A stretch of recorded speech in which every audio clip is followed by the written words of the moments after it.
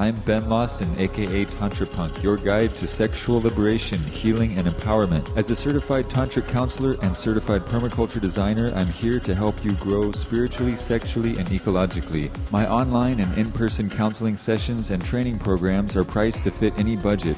I'm looking forward to helping you design an ever more divine life path. Please send me an email to ben@tantrapunk.com and our journey together will begin.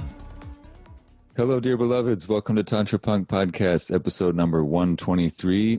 I'm being joined by Corey Silverstein. He's the managing director and founding member of Silverstein Legal, and he has been one of the most impressive fireball personalities I have encountered in the legal sphere of the adult entertainment industry, which I've been breaking my head to try to understand and really get some sound best practices advisement as I've been working with a team to get our T's crossed and I's dotted and whatnot to do everything right and be above board. And it's an extremely difficult process, but there is hope because there are people who are like Corey who are helping to set people up right and really myth bust and help us understand that it is possible to be compliant, but it does require a bit of upfront investment to do things right. So with that said, Corey, if you want to tell us really how you entered this path of becoming an adult industry lawyer, it must be a lot of fun, a lot of work, a lot of headaches, and what would lead you into this field? I'm very curious. First, I just want to quickly thank you for having me on your podcast. I've been keeping an eye on your site. I absolutely love it. I see you're do an amazing job growing, and the information is invaluable to people in the adult industry. So thank you for having me, and thank you for giving me the opportunity to contribute. I'm very excited about that. Well, it's I guess that's one hell of a question. I guess the path of getting into the adult industry and ultimately becoming an attorney is, frankly, it starts off with my interest and my experience with programming and computers, actually going way back to even in high school when I started taking an interest in computer technology and just technology as a whole. I was surfing the web with my 14.4K modem with the screeching sound of the telephone in the background. I don't know, you might be a little young for that, but I'm sure a bunch of your listeners will remember those days of connecting modems.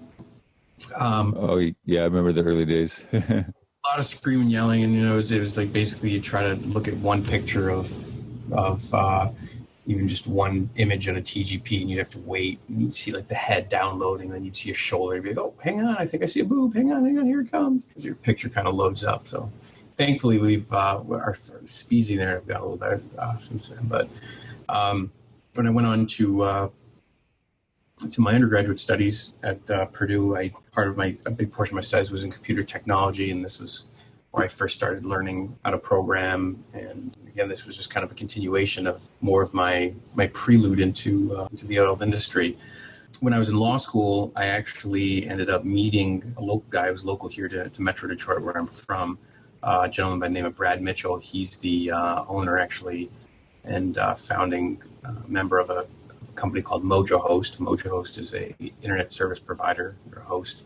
I believe they host more adult websites than any other host in the world, last time I checked. But ultimately became friends with Brad and went through law school, continued my law school degree. And as I was going through that, Brad kind of acted as a guide for me in the adult industry and introduced me to some of his contacts. I started learning about trade shows, and my interest kept, shall we say, growing in terms of being part of the business world of the adult entertainment industry and not just being a customer.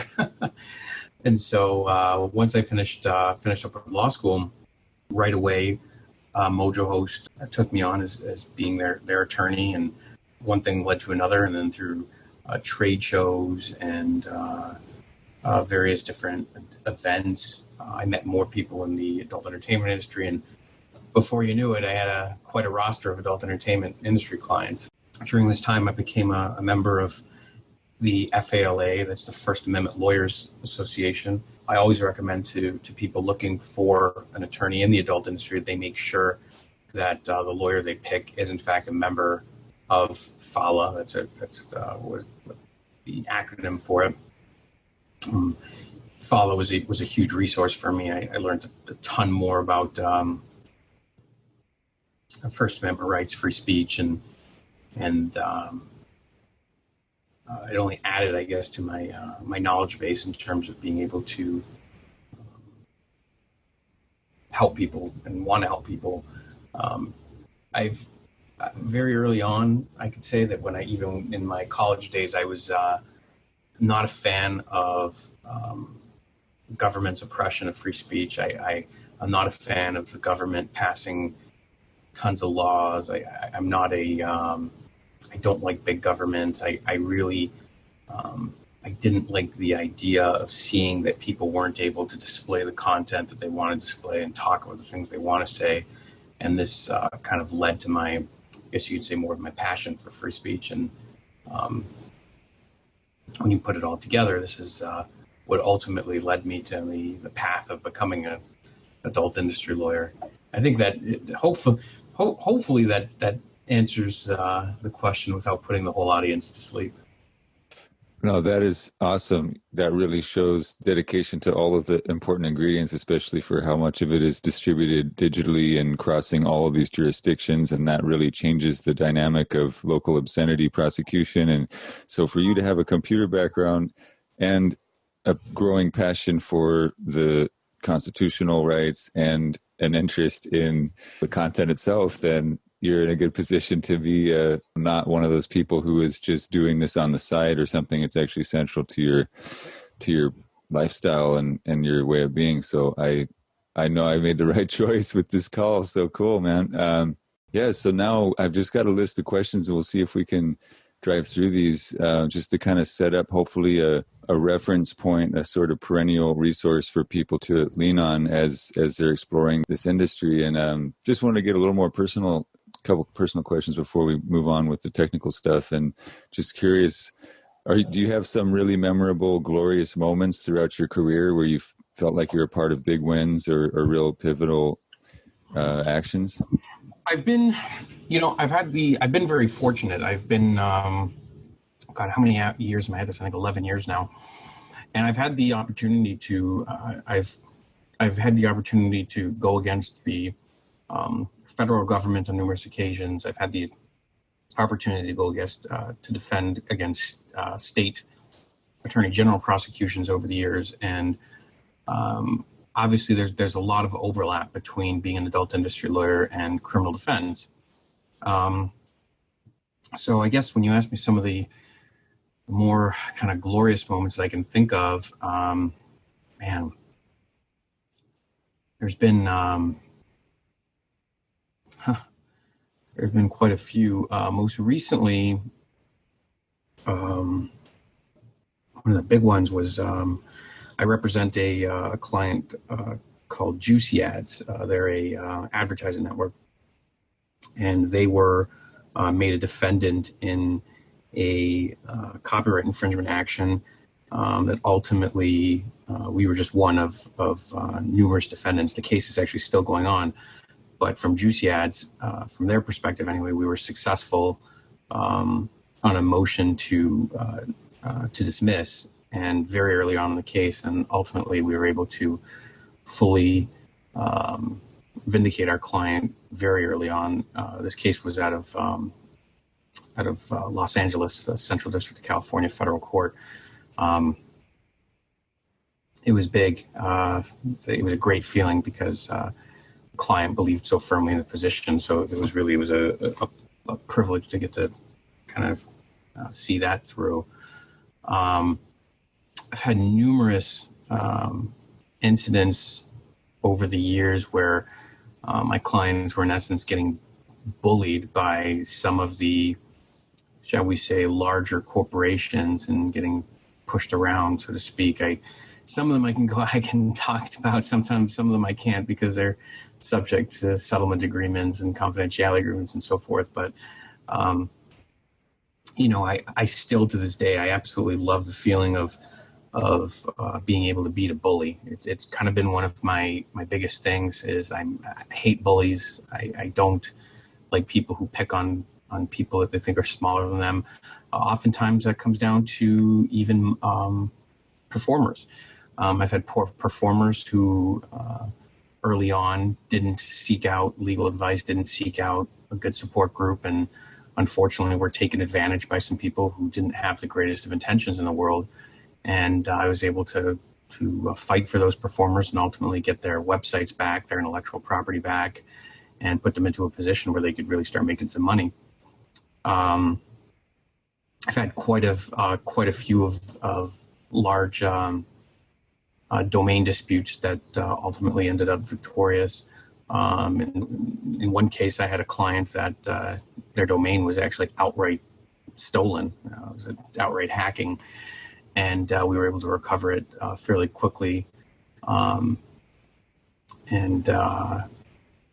got a lot of satisfaction out of that. But again, this is the bully kind of mentality that I just don't like. I've never been a fan of people taking advantage of others or having as bad intent towards another person. That's the stuff that really pushes me to kind of, I guess you could say, celebrate a victory in a case or something like that when I'm able to help someone like that out. So I've been very fortunate, and there's been so many moments during my career that I've enjoyed. Every morning I wake up and I either come to the office or go to court, and I continue to love what I do, and I love the challenge. I love the fact that the adult entertainment industry is very frequently I call them the game starters, and when I say that, it's because so many mainstream companies are always trying to play catch up to the technology and business ideas of adult entertainment companies that it's really awesome to be able to be dealing with all the guys that are in front of the line, not behind the line. I don't know if that answers your question. Yeah, yeah, totally, man. I'm glad to hear that. Yeah, so I mean, there's so many vicious stereotypes about lawyers. I'm sure you've heard all the jokes and everything, but no, the heroic champion lawyer is definitely the archetype that I'm looking for here. So I'm glad to hear that. Definitely, it's awesome. Congratulations. And so throughout that journey, are there sort of low points that you've really gotten frustrated or felt that there was setbacks obviously there's so much give and take in the history of law governing adult entertainment, but I'm just curious if there are any points where you felt really that you were really demoralized or set back by any of the legislation or just any dirty tactics by the bullies. Yeah, I mean, that's actually a fantastic question, and it's an incredible question that I'm happy to kind of answer. And like everyone else, I mean, no one goes through their career path without struggle or setbacks. The people that you find that will say, "Oh, I've never struggled," or "I've never had a setback," they're either outright lying, or they're just so optimistic that they don't realize they've suffered a setback or had a struggle. That's what we call overly optimistic. But one of the big issues is, and I've spent a lot of time in my career with non-industry people kind of arguing this, is the stigma. There is a stigma that goes along with adult entertainment, and unfortunately there's still a lot of stereotypes that are very inaccurate out there.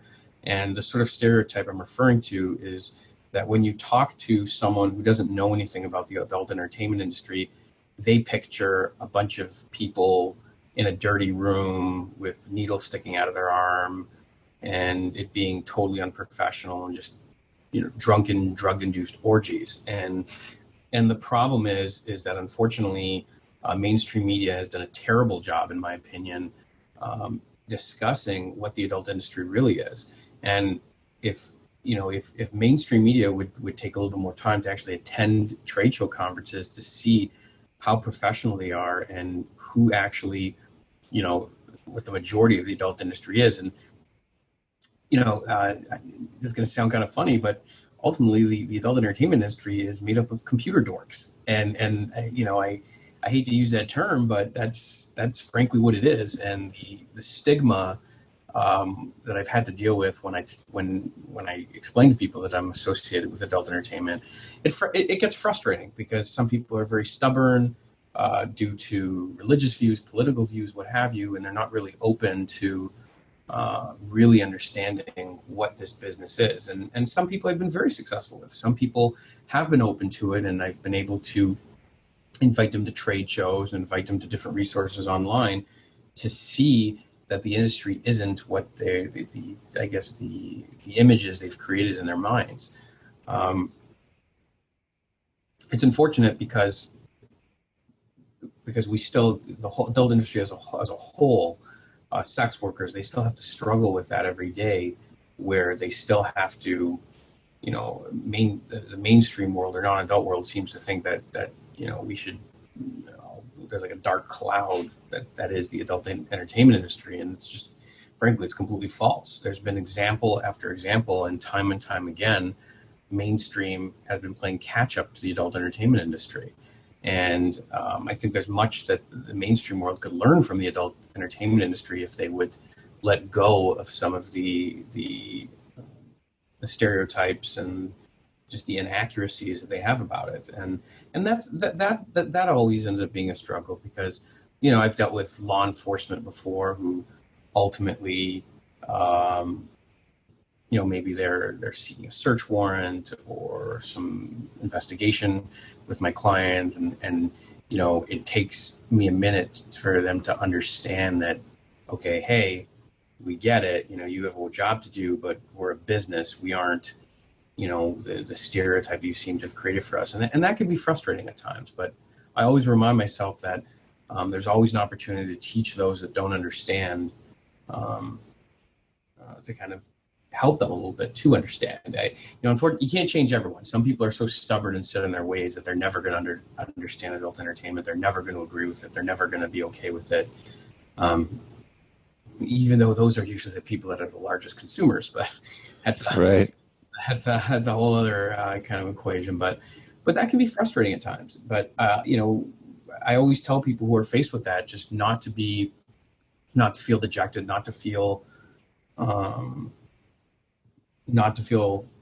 like it's a setback, because ultimately, if you can educate people on what the industry is versus what it isn't, that always actually kind of pushes me through the struggle or the setback. But otherwise, I've enjoyed very much what I do. I mean, every lawyer loses cases from time to time. I'm not going to sit here on your podcast and tell you that I've not lost a case. It happens, and any lawyer that says they haven't lost a case is not telling the truth. It's just a fact of reality. And no lawyer likes to lose, but ultimately, I've been going by this. There's always an argument to be made. There's always a position to take, and that's one of the reasons why I love my job so much, because in the law, there really aren't any right and wrong answers. There's only good arguments and bad arguments, and right on. That's always true. Cool. Yeah, I'm glad you brought up some of those points. I actually came across it was a podcast that was outlining in detail every technological innovation that the adult industry pioneered that then became the absolute status quo infrastructure for everything that everyone takes for granted. So if people had to actually acknowledge and attribute what the high-speed internet, credit card processing, encryption, streaming, downloading, all of these dimensions and more, it's in basic protocols, and you would really be in a position to understand this, but maybe there'll be at one point an easy reference on that, so people can know that really they've got to thank that marketplace for what much of what they take for granted. Definitely. I've always thought that it'd be good for the adult industry to make a bigger push at inviting mainstream media to conferences. Sometimes it's worked out. Over the years, we've had some mainstream media show up and do some interviews and write some pieces, but I don't think as a whole we've done a good enough job trying to push mainstream media to cover it, because there's a lot of more information and a lot more reality that I'd like to show the world that we haven't been able to do. Cool. Well, yeah, this is seems like more and more there's just a lot of articles I'm noticing throughout all kinds of different platforms. It's just becoming the default sex ed. So people are, I feel like it's a good time that people are growing awareness and consciousness, and certainly it's so accessible and people are using it more. So, and I like just, hopefully it'll eventually be adopted as just a form of art, and people will consider the performers as artists and really create the more legal space. So what are some key pieces of advice that you have for, we'll start first with producers, and then if you want to talk about performers, but just best practices for, some key points of advice, legal advice for starting or running your business as a producer or a performer? Well, I'll start with your question about producers, because it's a great question. And here's the issue. When people jump into the adult industry, they seem to think, not all, but a good portion seem to think that you can just pick up a camera, pick up a recorder, pick up your iPhone, start recording, and off you go. You now have the right to do whatever you want with the content. The problem is that adult content producers don't spend enough time, first and foremost, understanding what rules and laws apply to them. There's obviously the intellectual property concerns, and of course we have the 2257, aka record keeping concern. But a lot of producers don't really understand the difference between getting a model release and also getting intellectual property documentation and getting the proper documents. This includes also adult content producers just jumping into the industry without taking a second to set up a company. And what I mean by that is to take advantage of having corporate level protection. And it's just incredible how many people I meet who become content producers that they're not doing the correct model releases, or what's even worse is when they just go online and it's like, oh, I'm just looking for a form. And what they don't understand is that form was designed for someone completely separate and for a totally different client or purpose. And so now, without getting proper legal advice, they're using what could end up being a legally binding contract that could get them into all sorts of trouble. So for the people out there that want to become adult content producers, I mean, number one, incorporate, get some sort of entity set up to give yourself a layer of protection. And number two, look, I love my business. I love meeting new people. I love taking on more clients, but without making this sound like a ridiculous push for my service, you got to find a lawyer that knows what he's talking about. And frankly, I'm not even saying me. There are some other adult entertainment lawyers out there. And I cannot stress strongly enough that if you're going to be an adult content producer, you need to be concerned about model releases. You need to be concerned about intellectual property. You need to be concerned about asset protection. And these are things that, for whatever reason, there's still too far large of a number of we call them newbies, who are jumping in and just they do it wrong.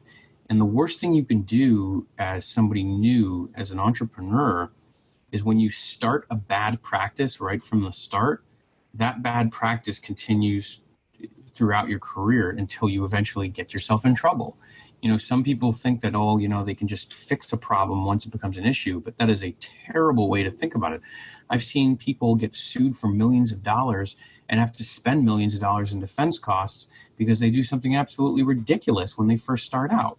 So for my I guess my key piece to advice to adult content producers is, don't just jump into it. You need to fully understand what you're doing. The bottom line is that, yes, adult entertainment is a business, but it's a high-risk business. There's more scrutiny. It's looked at differently.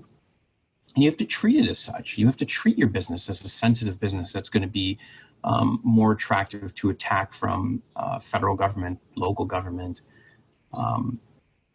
lawsuits, and things go wrong. So, just do not jump into it. That's great advice. Yeah, I've felt that take heed. Yeah, hearing you all speak on that panel the first time, and then watching some of your videos online and reading articles, and it's definitely put the brakes on what some of the stuff I've been doing, and I feel like it's while we're on that topic, what do you think about finding ways to, at least in the beginning, for creative people and artists, and I consider myself that, I just want to throw paint on the canvas and, put and sell it and not have to work a day job or something, and then that's where you get in trouble, because if, like you said, you don't know how to navigate this terrain. But I feel like there is possibly an option in the middle between having to raise the capital or save up to be able to put in all these upfront costs. And in a lot of businesses, they might know better that they shouldn't start out unprotected as far as their business entity, but it's just like we'll cross that bridge when we get there. We'll, be compliant with the height of the counter for Disability Act. I mean, that's, all these things are often sort of, they kick the can down the road until they can afford to even think about it. And that's just for any industry. But I feel like you're saying, you got way bigger consequences and way more scrutiny. You're going to be looked at a lot more if you start publishing anything adult, especially online, where now you're crossing all these jurisdictions. So one thing that I'm curious if you have experience with or have encountered or would advise people towards is looking at already established business entities who have done all this work, and then being as a producer, licensing content to them, doing at least the bare minimum you have to do for the intellectual property and the model releases, but then for the actual act of publishing it, which is the point at which it becomes very scrutinized, right? To actually find agreements to license the content, and then maybe eventually build up a tubes or a pay site, or whatever.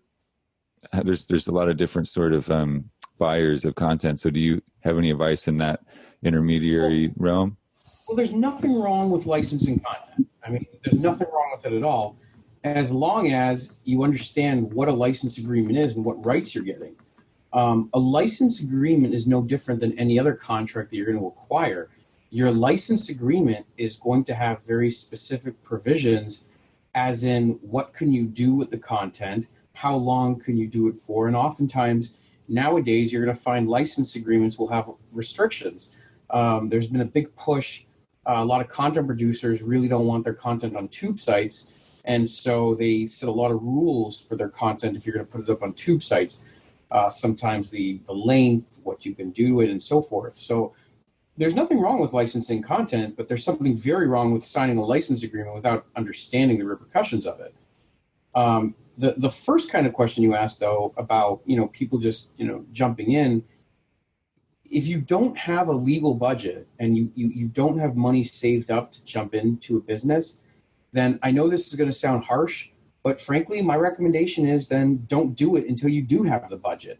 Because if you think that going in, that you can just do it, learn as you go, try to copy it from someone else, people have, that's just old. People have done it before, and it doesn't work.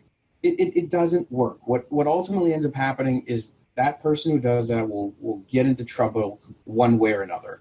It might not be immediately. It might take them a couple of years for things to catch up to them, but they will get into trouble. And to me, it's not worth it. So, what I always tell people before they start off, have a little bit of money put aside for legal and education so that you really understand. And then look, if you can't afford to shoot content, but you are, you want to be in the business regardless, well, then that's perfectly fine. You can license content to get a feel for it and try to start getting your cash flow built up so that you can do it. But just jumping into it without the proper budget is just not smart. And I've seen it time and time again where people make that mistake and ultimately they find themselves in trouble and they don't even have the money to hire a lawyer to get themselves out of it. Right. That's good advice, definitely. And it seems, that would be the biggest concern, is that what if you do get successful, if your intention is to be successful, and then I mean, you would probably validate this, but if money attracts lawsuits, just period. So if you don't have all of that stuff squared away from day one, then it could come back to haunt you. And I feel like that this is kind of the essence of what I'm gaining from this call, is just to be very, very secure from the beginning. And it's serious, high risk business. So how about for performers? What are some best practices that they should be observing, and as they start to sign contracts? And I think there's a lot of them out there that they just don't even have a clue about what they should be looking for to protect their rights and their end of the deal when just signing a document that could tell,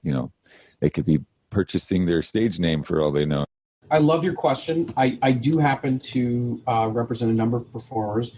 The number of businesses that I represent is far greater than the number of performers.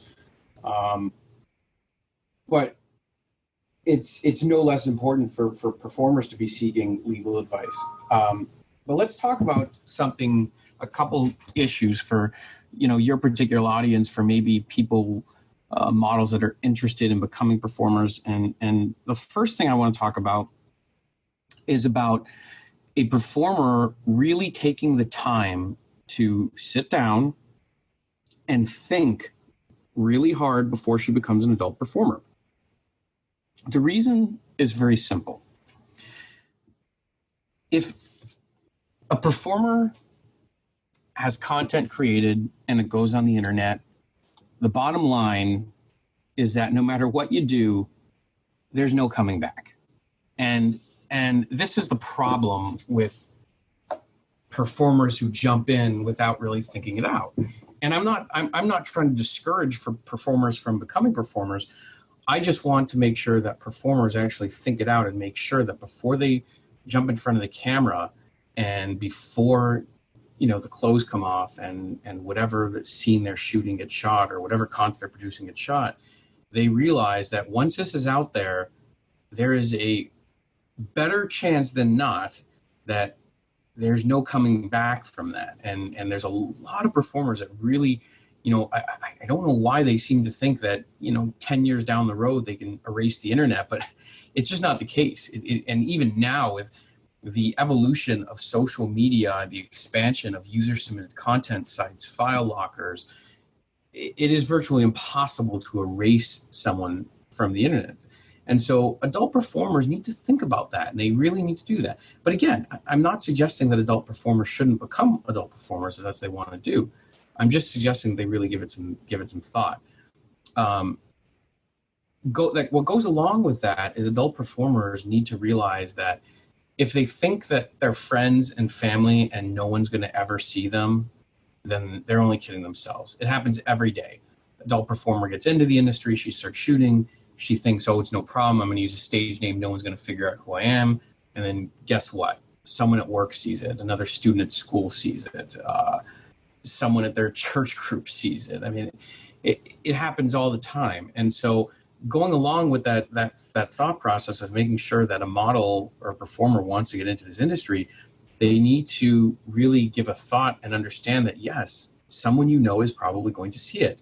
So if you have any reservations about your friends or family or anyone finding out that you're in the adult entertainment industry, don't do it, because they're going to find out.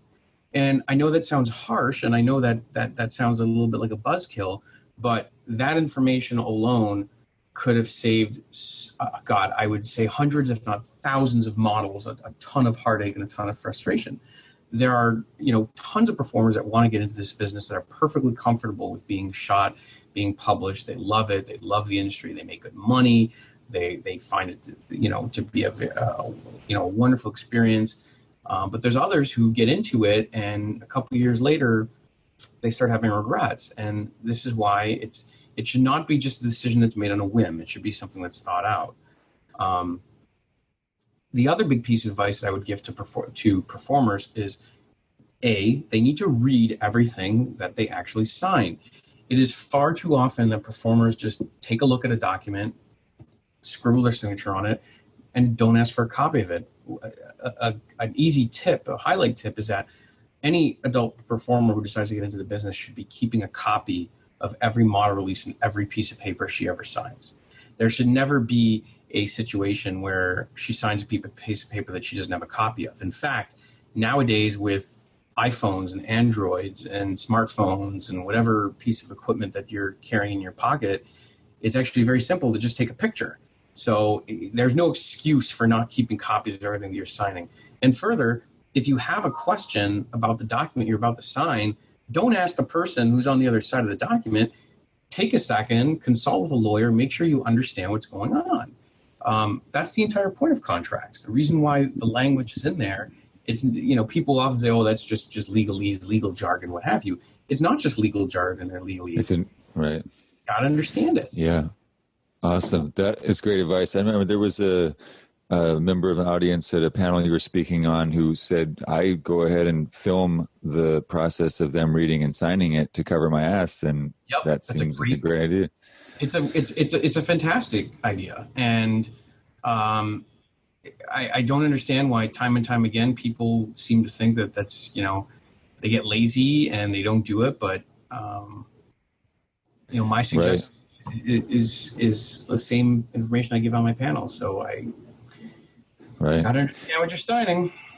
Yeah, I mean, if you were to be professional, let's say a content producer who wasn't just trying to take advantage of that worst practice of models not, I don't want to say typically, or just the chance that they wouldn't pay attention to it, but certainly there's a really skewed dynamic if their, let's say, rent is hanging on in the balance of whether they do the shoot and they don't like something in the contract, they're probably going to hesitate to ask for any kind of edits to it at that point. And I think it's a best practice I'm curious if you'd agree to just, like any other professional negotiation, you would kick the document back and forth several times at least, expecting that there would be different edits between both or more parties before the day of actually signing. Yes, and oftentimes you might find that a producer might be unwilling to change his contract, and at that point, if there's something in there that you don't like, don't sign it, and don't deal with that person. And that seems to be the, you said it. The perfect example you gave is like the I need to pay my rent situation. Happens all the time. Like, I got to pay the rent, so I got to do this, whatever. One thing that I always tell performers, I'm like, hey, ask the producer to forward you or email you a copy of the performer release and the documentation that they're going to request that's going to be signed on the day of the shoot, before the shoot, so that you have time to look it over quietly outside of the work setting, and so that you can actually review it or send it over to an attorney or an advisor or whoever you want to send it over to give yourself at least an opportunity to fully understand what's going on there. Yeah. Because I've had to slow down with these documents in this industry, it really sheds light on how absurd and atrocious the practices are anywhere else where there's a line behind you and you're about to sign a lease agreement for a storage unit or whatever it might be out there in the world, where they've got several pages of super highly funded corporate legalese, and because there's a line behind you, you're expected to just sign where they highlight where you sign and not even glance at it. And who's going to step aside and read it? And it just shows again where, if the better practices are being exemplified in adult, it really sheds light on a lot of other shady stuff that's going on out there. Yeah, great. Well, that was great stuff. So now we'll just kind of see how far we can get with some of these more technical questions. I'm sure you'll have this pretty succinct, canned responses from your experience. But even you just introduce them. Oh yeah. Okay. Well, by all means, take your time. We'll see what we can get through. But just to sort of set a few of these keywords, this is kind of the more academic side of things. But the Miller test. What do people need to know about the Miller test? All right, so the Miller test and obscenity prosecutions it's a topic that you and I could start talking about on a podcast, and we could have started talking about it a half hour ago, and we've been talking about it for about 3.5 days. So I'm going to, it's almost impossible to really completely cover everything that you need to know about the Miller test, but what I will do is I'll kind of give at least a little bit of an overview and a little bit of information, so hopefully your listeners will have a little bit of a better understanding now. Yeah. There was a case. It was in 1973. It was the case of Miller versus California. And out of that case came what's known as the Miller test. And this is what ultimately a court is supposed to look at, or a jury is supposed to look at in determining whether or not content is obscene. And it's a three-part test. So I'll take you through the three parts really quick. First part is whether the average person applying contemporary community standards would find that the work taken as a whole appeals to the prurient interest. The second prong of the Miller test is whether the work depicts or describes in a patently offensive way sexual content or excretory functions specifically defined by applicable state law. Finally, the test asks whether the work taken as a whole lacks serious literary, artistic, political, or scientific value. Those are the that's the three-pronged test that is supposed to be considered when work is considered obscene. Now, the problem nowadays with the Miller test is because the internet is like the internet, it's very difficult to apply, well, what are the community standards? How do you apply community standards when the internet is absolutely huge? So that makes things very difficult. If content goes up on a web server, it can be viewed anywhere. So how do you really, how can you really, what is the community if it can be seen anywhere? So that's made things a little bit more complex, and why obscenity prosecutions for online content is going to be some difficult. In fact, there was a case in the Ninth Circuit Court of Appeals, and in that case, the court ruled that a national community standard should be used for the internet, but that had yet to be upheld at a national level. So the Miller test, again, is basically your test to determine whether or not content is obscene. And forgive me, I'm trying to paraphrase and make this as yeah. No, this is great. This is just the intro version. Yeah, I don't want to turn this into a law school case study. Your audience will be listening to this, and they'll either be fast forwarding or rewinding or just tuning out completely, and I don't want to do that. But the important thing to know about obscenity prosecutions is this. A colleague of mine, Larry Walters, told me a long time ago, and I used it, and I use this every time now because of what he told me, that an obscenity prosecution is like a lightning strike. You never know when and where it's going to hit. Right. They've become more and more uncommon. And in fact, I think they're going to continue. I think we're going to continue to see that trend, even with the current Attorney General, Jeff Sessions, who has a much more conservative outlook than the last Attorney General. So far, he's shown very little interest in bringing obscenity prosecutions back. Could he? Sure. Will he? I don't think he will, but that's besides the point. But the bottom line is that people need to look at the history of obscenity law. They need to be aware, and they need to take responsibility for the content that they publish online and the content that they create. That's the biggest mistake that people make, is that they don't think that there are any rules, or there is a line that can be crossed. The Miller test tries to create what is that line, but unfortunately, there is no, shall we say, absolute answer when it comes to the Miller test.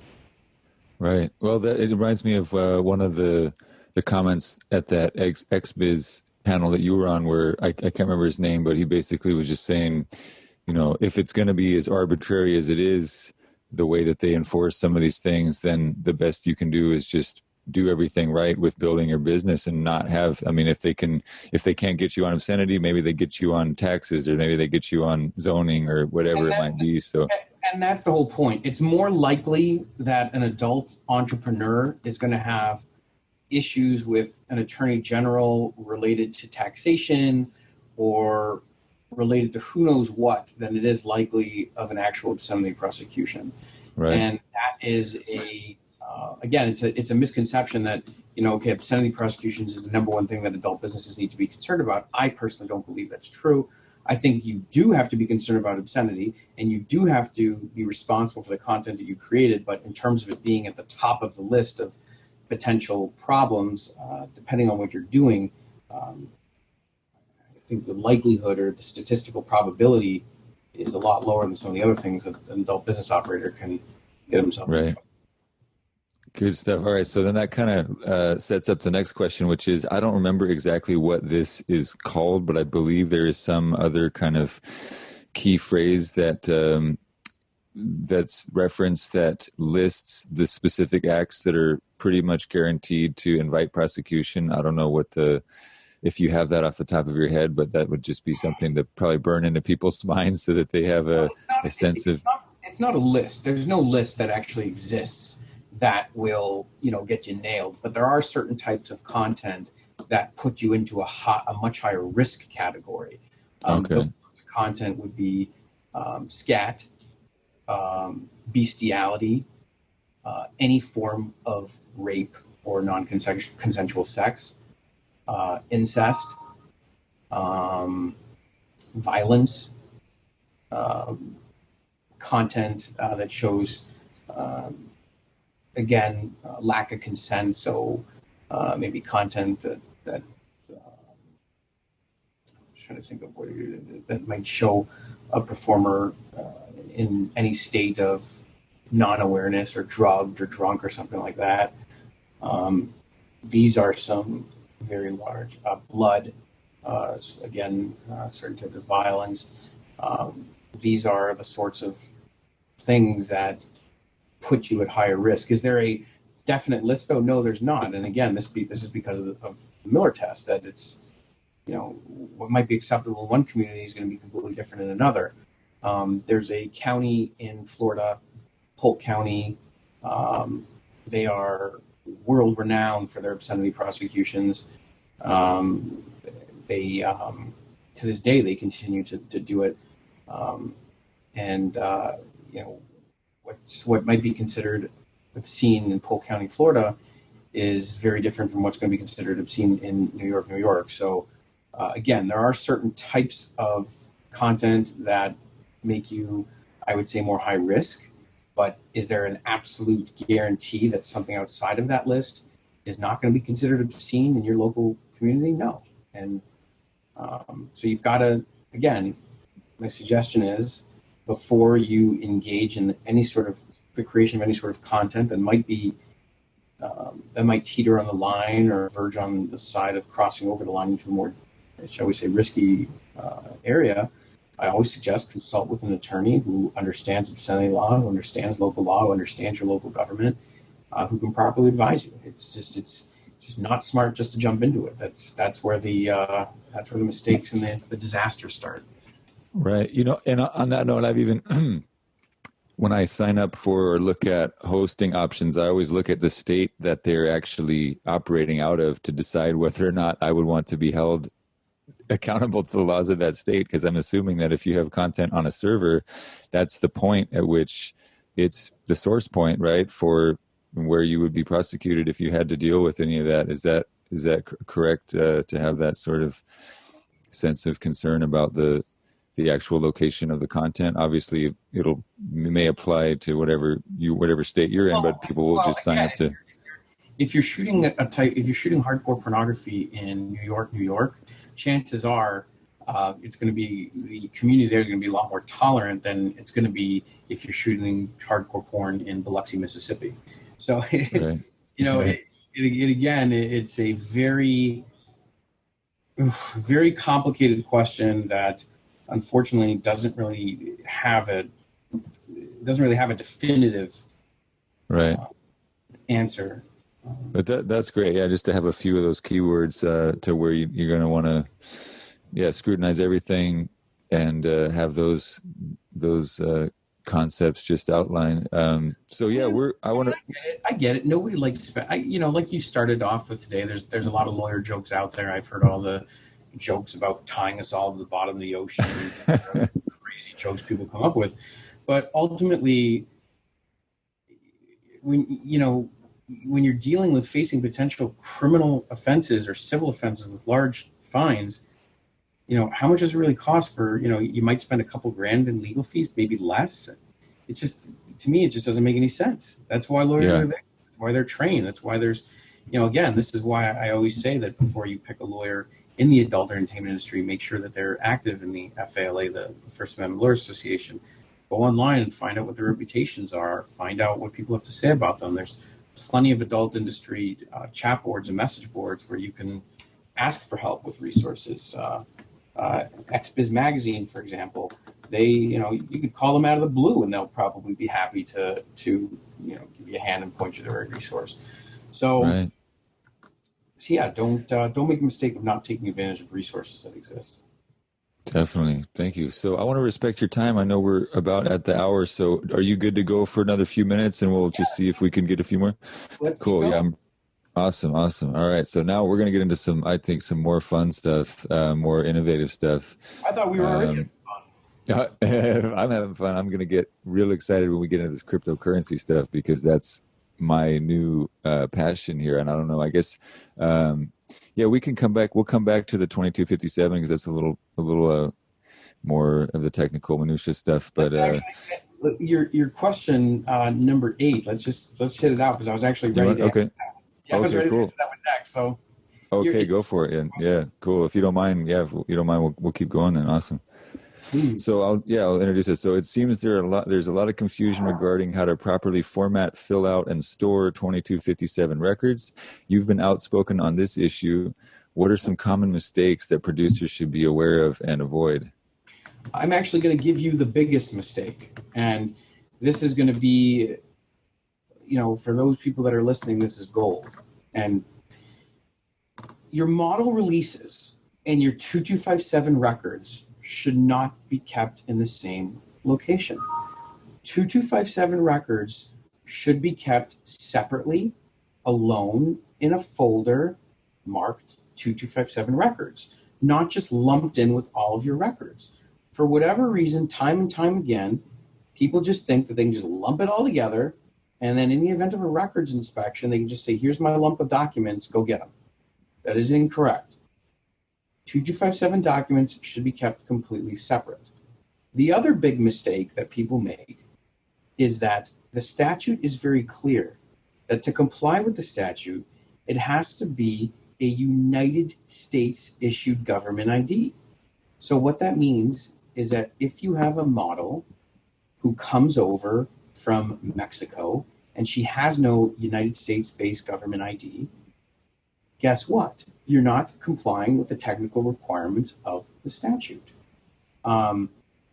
If content is created outside of the U.S., you can use a non-U.S. Identification so long as you properly document that the content was created outside of the U.S. But again, going back to my original point about the biggest mistake people make is that people keep their records together. They keep them unorganized, and this is a terrible mistake. 2257 records should be 2257 records. One more other thing. The requirement for keeping an ID is that you only need one form of ID. Somewhere along the line, somewhere out there, and in fact at one point even I saw a little bit of a benefit to it, people felt that 2 IDs was actually smarter because they figured the more ID you have, the better. But that mindset has changed, and the mindset now is comply with the literal statute, which is 1 government ID, not 2. Right. So that's kind of another biggie. And 2257 is something. It's another issue in another area where I could spend forever talking about. There is currently a challenge to the constitutionality of the statute that's being led by the Free Speech Coalition. The challenge has actually been going quite well. Free Speech Coalition has recently had a string of decent victories in the case, and over the next 12 to 24 months, we'll obviously see where it shakes out in the trial courts and the Court of Appeals and so forth. But ultimately, everyone in the industry needs to be following that case because there's a very good chance that we're going to see some more substantial changes to the law in the future. And the last thing that you want to happen is not be caught up on the latest developments of it. Right.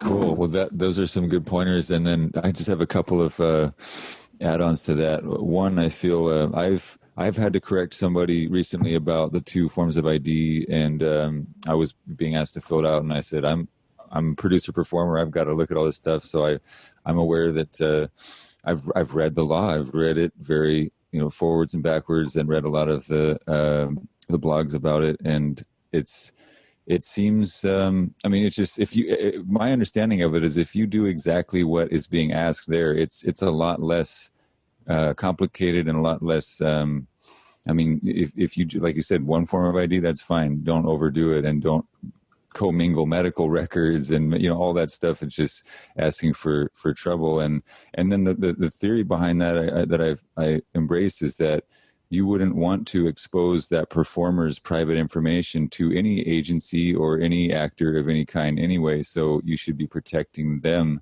by not allowing, because they can inspect those records anytime with no advance notice, and you have to be open at least 20. The laws actually changed because of the challenge that the Free Speech Coalition, there is a warrant requirement now, so they can't just kick your door down whenever they want. They do have to actually go and apply for a search warrant before they search. Oh, wow. So there is a barrier to them just kicking your door down. But they can show up with that warrant. They're not going to tell you, hey, we're going to come on this date, so get your ducks in a row, because if not, you're going to be in deep, doo-doo, right? So, government officials are, different branches of law enforcement act in very different ways. You have some law enforcement that do believe that it's more advantageous to have cooperative people if they're just looking for who knows what, and your 2257 records are in good shape. There's nothing wrong with being cooperative. But then there's others, and unfortunately this is the majority. The majority of law enforcement still takes the position that it's far better to go get your warrant than show up and blow the door down and put on a big spectacle and try to embarrass you and use battering rams when there's no one even in the room, and drawn and what do they call that thing? The oh God, what's that tank they use in the riots with the water cannons on top? Oh yeah, a little bit. I know what you mean. But your points are dead on, man. Dead on. Right on. And then so the other thing, I guess one last thing about that is just I've seen the software, the Free Speech Coalition recommends a specific software to run locally, which would be different than, so I guess I should lay this out, see if I understand correctly. You can keep the physical paper records, like you said, in a folder system that's separate from other records, or you could use a digital interface which is local on your local desktop machine or whatever machine you're using. Well, there's also there's also some really cool tools now. I believe the best one I could recommend is there's a tool called it was made by a colleague of mine, Larry Walters. It's called Quick 2257, and you can go to quick2257.com to check it out. It's basically a compliance app that you can download on your cell phone, and the app simplifies the process of creating your performer records, and it's so easy. Oh, wow. Okay. It automatically puts the records in. I think that the app sells for 99 cents. Wow. So, okay. So that wouldn't be considered then the third party thing, which is one thing I wanted to get your thoughts on, is that. No, and I don't. Yeah. And, I had a hunch you might ask that question, and you're going to find some lawyers that are proponents of the third-party record keeping, but I'm not actually. I do not believe you should ever use the services of a third-party record keeper, because the simple situation is this. Let's say for some reason that third-party record keeper does something wrong. Do you think that third-party record keeper, when you get sentenced to 5 years in federal prison, is going to show up the day you're supposed to check into prison and say, okay, I'll do the time for him? Right. Yeah. I mean, I'm sorry, it's just a personal view, but my personal view is that leaving your freedom in the hands of another person because, you don't want to have to list an address or what have you, I don't think that's good business at all. This goes back to the conversation that we were having before. You got to make a decision about being in the adult entertainment industry. You need to be okay with it, and you need to be okay with people finding out you're in it. If you're not, then you're in the wrong business. Right. Cool. Okay. So great. So I'm going to definitely check that out. That sounds like the best option. And thank you again for totally crushing my temptation to cheat the best practices and try to go with a third party. Not to put anybody down who's doing that, but I think you're right. And it's just in the spirit of everything you're saying. I mean, if you were going to open a store that sold tobacco or a bar, you would expect that you were going to have to deal with some heavy duty compliance upfront costs. So let's just be honest and make it above board. So I guess this was the question that actually I had for you when we met briefly at that conference, was that I feel like in this day and age, everything is so hackable wherever files are stored. And I would just prefer myself to, if I can avoid it, practically never have a performer's residential address on file. And I don't think a lot of people collecting these records know that they can prefer to receive or to be presented with a passport which does not have a residential address. Take it a step further. Even, I mean, there's an even scarier thing is assuming you're participating in some sort of STD testing and you're keeping records of negative or positive tests, and you're keeping that in some online service or something like that ends up getting hacked. You could be giving the model a substantial cause of action. You might even be subjecting yourself to violation of state law for not keeping proper medical records. It might even be subjecting you to HIPAA. So your thinking is right on line. But I mean, forget about an address. Think about people's social security number or their their medical records. These are substantial issues that you have to worry about. Right. Well, more reason to not think you can outsmart the system or do it without a lawyer. Right. So, Cool. Okay. So now, if we can, we'll get to a couple more of these here.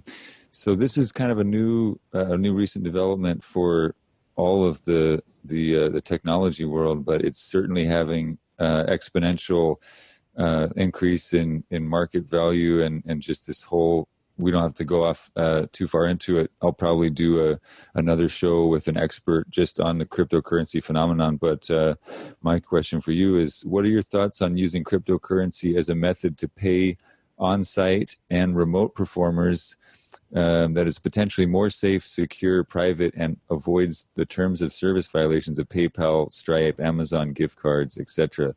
So there's kind of got to unpack that a bit, but you probably are aware that you can get your bank account, your PayPal, your other money transfer online services shut down or blocked, and you can lose money and you can be kicked off forever if they discover that you're doing anything basically adult through their system. So I know the cryptocurrency Bitcoin model and all the spin-offs, there's even Titcoin and lots of other different platforms. And I'm just curious if you have encountered any of that. We don't have to go deep into the details, but just if you have any, big green light, yes, get involved, this is the future, or if you're saying, hold back and wait till it kind of figures itself out as far as the fluctuations in value. I don't know where you're at with it. So here's the deal with cryptocurrency. And again, this is one of those topics that we could go all day about. So I want to try to, and I don't want to go too far here because I could go off on a tangent. We'll be talking all year. My issue with cryptocurrency is security. And obviously cryptocurrency isn't going anywhere. It's here to stay. The question is how safe is it and how stable is it? And what my advice I've been giving to my clients that are accepting cryptocurrencies, Bitcoin, what have you, is that there's nothing wrong with it, but I wouldn't go hanging on to it forever, because you might have, 70 units of cryptocurrency that is equal in value to $400 1 second, and 30 seconds later it might be worth 4 cents. And right.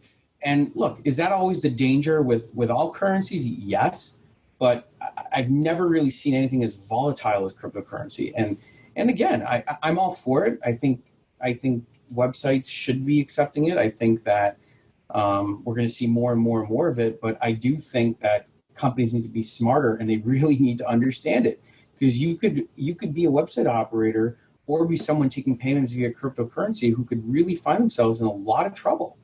And, even to the point where if you're just sitting there on it all and it loses all its value, you could be in a position where you won't be able to pay your bills and keep your company afloat. So you've got to really understand it. And there are more and more experts coming out every day. There's more news about it. I'm also looking forward to seeing if the United States government takes a bigger role in starting to regulate it. I do believe we will start seeing more regulation for cryptocurrencies. Obviously, the big benefits are is keeping the anonymity that it provides to many customers they absolutely love. But and no chargebacks too, which is a big deal for adult, right? No chargebacks, which is great too. But I guess what's worse, a chargeback or your currency losing everything, right? Being worth nothing. Yeah, right. It's a tough. Yeah, that's very tough one to go. That's good stuff. Yeah, I think it's kind of a big question mark, and there's probably, unless you kind of have to get into the geek factor to really not get screwed with it. So it's a learning curve for sure. You can't just turnkey, here's your crypto payment and go figure out what to do with it kind of thing. Otherwise you'll be setting people up for potential failure. But yeah, I appreciate that. So, I think we covered pretty well some of the questions here. I guess if I could just simplify one last question for you, it would really be the thing that is the thing that's been breaking my head the most, looking at compliance specifically in California with production sites, is that I'm sorry to have to say this, but I'm the Virgo. I'm gonna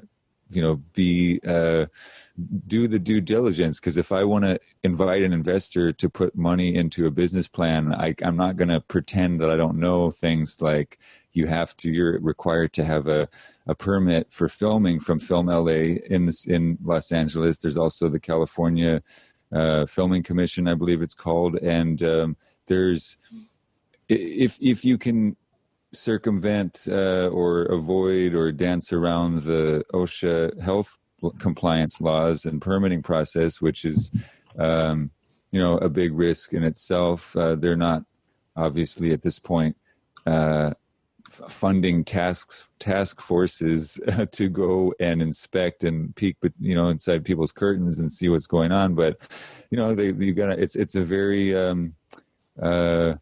I'd say underground or very kind of shady operation, the way that the sets and the filming is done. So there's obviously a risk for every production that's done that isn't in a permitted film studio that has a OSHA health regulations plan or a program posted where there's training, there's people on staff. There's just, the funny thing is that every person I ask in the industry, they say, yeah, nobody's doing it to the letter of the law, because in one sense it's impossible to comply with some of the health codes, and then in another sense it's just cost prohibitive to do the filming permits, right? So it's just, to me, it's kind of a thought experiment. What would it take to actually go from A to Z in the city of Los Angeles, let's say, to have all this stuff together? And the one thing that I discovered that really would be the starting point is that you have to call the fire department and get basically they will provide something, or you can apply for something called a certified stage, and that would be the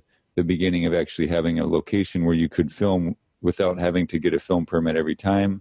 But then you would obviously be an easy target for inspection and enforcement of the OSHA laws. So I think people are just trying to be shifting around so much that they're not easy to pin down for investigations and for inspections and whatnot. So I'm just curious, does anybody, you don't have to name names, but are you one of the people who basically says, yeah, if you're doing this, even in New Hampshire or California, certainly in Los Angeles County, most likely you are betting and gambling, your safety and your career and your reputation on hoping to not get caught for violating all these, not jumping through all these hoops properly, and then really there's nobody to look to as an example of being an impeccable, in operation and compliance? Is that, I know it's a complex question, but what comes to mind when looking at those kind of regulations for the permitting for the production side? That is a very long-winded question. Yeah. I get like that sometimes. All right. Let me make this simple. Are there content producers out in California that do fully comply with the laws, regulations that the state of California Los Angeles County continue to pass? The answer to that question is yes, there are. Is it difficult to? The answer to that question is yes. It's very difficult. Now, as a lawyer, I can't sit on your podcast and advise anyone to not fully comply with the law. I can't do that. You ask frankly, an amazing question that I wish I could answer, but I can't. Because, again, all I can do is suggest that everyone be always complying with applicable law. But here's what the biggest issue is. The bigger issue in all that is that most content producers don't actually understand what the local laws are. And so what I would say to all the content producers out is that before you pick your shooting location and before you ultimately start running around and calling fire departments and trying to comply with every law and regulation out there, do your homework and see what might be the best venues for you to shoot. I'm not saying which one is and which isn't. I'm simply saying to do your homework. And with this particular issue, my suggestion is to do your homework on what the history of some of the charges are, what it is that's led to people getting fined, and learn from people's mistakes. There's so much value in learning from other people's mistakes. I know it sounds terrible and selfish to, take advantage of the misery of others, but frankly, it's the best thing you can do is to learn from other people's mistakes. Now, I know that doesn't answer your question, but it's as good as I can answer your question.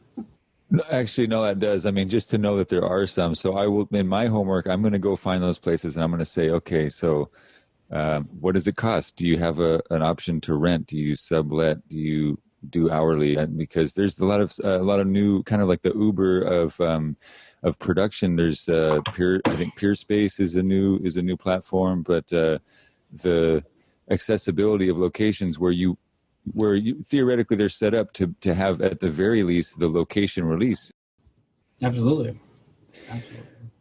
Cool. All right. Well, Corey, we can't believe it. We got through all of the stuff that I was really excited to get through in a pretty reasonable amount of time. And now I just want to give you plenty of opportunity to plug your website, to just let people know how they can connect with you, what they should be looking for next. Maybe if you've got speaking gigs lined up or any other avenues for people to access your services.